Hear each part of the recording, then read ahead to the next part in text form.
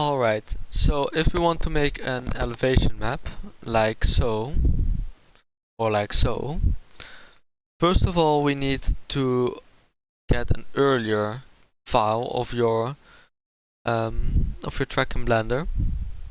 For example, like so. Here you have the elevation, you have the tilt, and it's important that you only have the road, the asphalt material. Right now I have the road asphalt material, but also the line material. So I'm simply going to remove that line material. And I'm going to make, everything the same. Like with the cube production, 30 for example. Everything is now the same, just asphalt material. Next, we're gonna make it a different material. We're gonna add, for example, a new material called, with an image texture, called, let's say, a blue material. So I'm gonna search my blue material I used before. Like so, I'm gonna rename it to blue. I'm gonna remove this one. Next, gonna go to edit mode again. We're gonna select everything with a simple press of A. A selects everything. Gonna extrude it downwards. Let's say to 35 meters down. Orientation to global, so we have it straight down. As you can see, we remove this, for example. See, it goes down beautifully, but it is not fully straight. So what we're gonna do, scale C0, so we have a flat bottom, and we can maybe we can move it down a little bit more by like 4 meters, for example. So we get this. Next, we're gonna exit edit mode. Check, yep, that's good. Next, we're gonna add a simple plane. Add mesh plane. Let's say 2000 meters. Gonna place it right there, and I want to give it a white texture to get a white background. An image texture again. I already made, like in Paint, a plain white texture, very easy.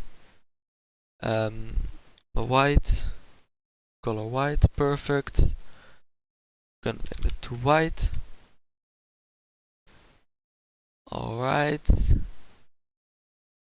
And we're gonna place it exactly below. So we're gonna have to move it a bit until it doesn't phase. So I think that will be like 7.5 meters. No. At 6 meters here, it is perfectly matched to the bottom of our 3D model, as you can see. So next we're gonna switch the viewport to the second option. As you can see, it's a little dark still. So we're gonna go into the settings here. I'm gonna click right here and choose the fourth option to make it a bit more lighter instead of darker. Then, as you saw me do before, normally it's on this option. I put it on texture option, so we have our textures. Then, to make the background a bit lighter and not like so gray, like a 3D printed looks like now, we're gonna switch it to viewport, the background, and we're gonna make it much lighter.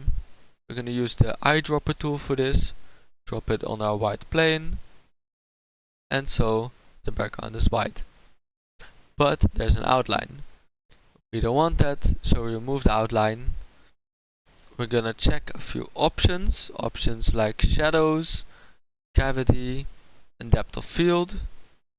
As you can see, it's not perfect right now, so we're gonna adjust the options a bit.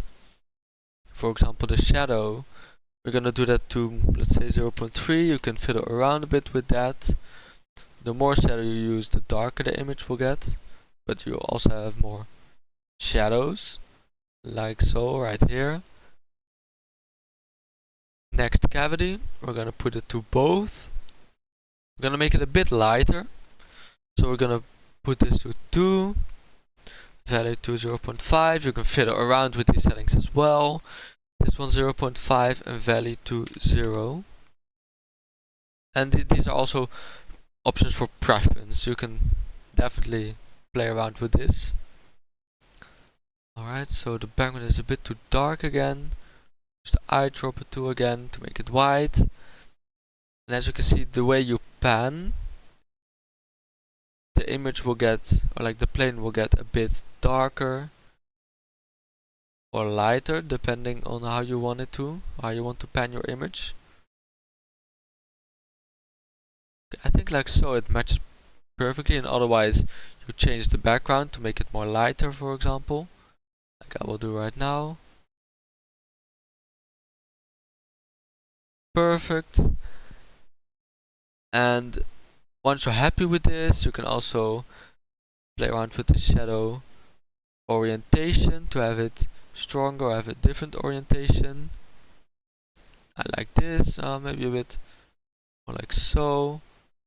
I'm gonna have to adjust the background again. Pan a little bit, like perfect. Options like so.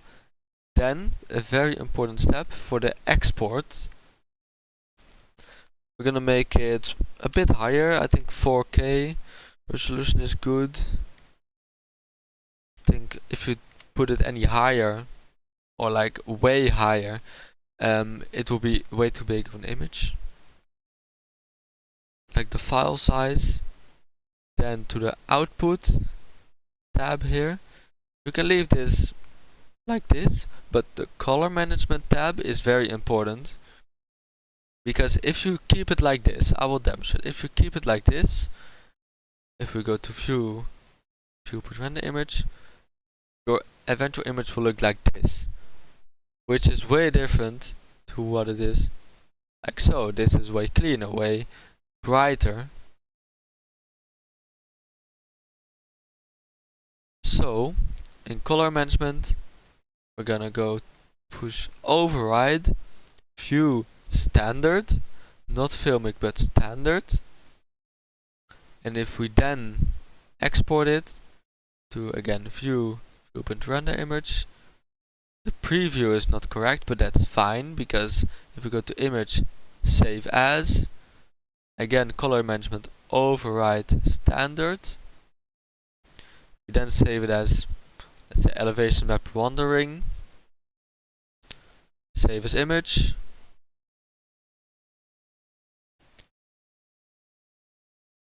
and we go to our project file where it gets saved.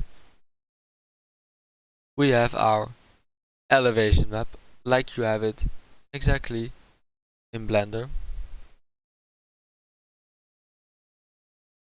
What you can do, what you can see here, and for example here, you can exaggerate the elevation a bit more to show that, for example here, to show the elevation changes better. So what you can do instead, move this, what you can do instead is to put the z-axis to, let's say, 2, to double the elevation, to really show the elevation changes. You're gonna have to move down the plane a bit more, for example to, let's say, 30 meters down, like 30.5, fine. Here you can see the elevation change is now a bit more exaggerated. And then again, if you want to have it like this, which I would recommend, again, view put render image, save as, color management override, view standard, export it, and you have your new elevation map, which is, as you can see, a bit different a bit more exaggerated, the elevation change, which I again do recommend. And if you want it to be more like this, for example the addition of text, quarter numbers, personally I did this in Adobe Illustrator. You can also use other programs, maybe also Paint or Paint 3D, to add these infographics, like the elevation. You can do it like so, but for now, purely in Blender, you can make models like this, like so.